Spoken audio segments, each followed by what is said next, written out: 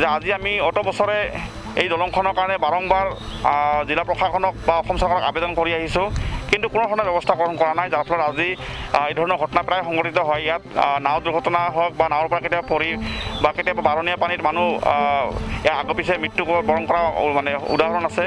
গতিকে আমি জিলা প্ৰশাসনক দাবী জনাইছোঁ যে অতি শীঘ্ৰে এই ইয়াৰ এখন দলঙৰ ব্যৱস্থা কৰিবলৈ, যিহেতু সেইপাৰৰ নদীৰ সিপাৰত প্ৰায় 16-17খন গাঁও আছে, য'ত বহু লোক বসবাস কৰি আছে, আৰু তেওঁলোকৰ একমাত্ৰ বজাৰে হ'ল আমাৰ এই ডামৰা বজাৰখন।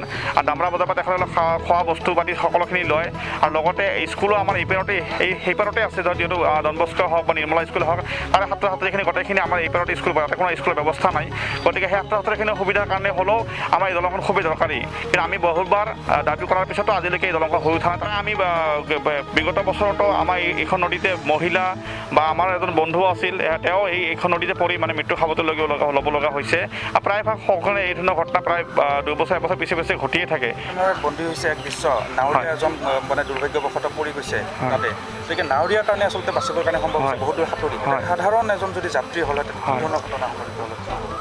হয়, একচুৱেলি নাৱৰীয়াকেইজন আমাৰ এক্সপাৰ্ট হয়, যাৰ কাৰণে তেখেতে সাঁতুৰিবও জানে, সেইকাৰণে সি বাচিবলৈ মানে সুবিধা হৈছে।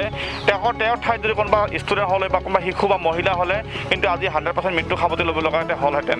গতিকে এই ক্ষেত্ৰত খুব মানে বিপদসংকুলভাৱে তেখেতসকলে অহা যোৱা কৰি আছে। এই ক্ষেত্ৰতো কিন্তু চৰকাৰে আওকাণ হৈ আছে, কিন্তু আমাৰ এইখন নদীৰ পৰা কাষতে আমাৰ আউটপোষ্ট এখনো আছে। প্ৰশাসনে সেই ক্ষেত্ৰত যদি চকু দিয়ে নাওখন বন্ধ কৰি দিব পাৰে। গতিকে এই ধৰণৰ ব্যৱস্থা কৰিলে ভাল হয়, কাৰণ খুব এই নদীৰ সোঁতটো খুব বেছি হয়, য'ত পৰিলে সাঁতুৰি পাৰ হোৱা খুব কঠিন। একমাত্ৰ নাৱৰীয়াজনে এক্সপাৰ্ট হোৱাৰ কাৰণে আজি বাচিছে। ইয়াৰ ঠাইত অন্য কোনোবা হ'লে কিন্তু মৃত্যু সাৱটি লোৱাটো 100%।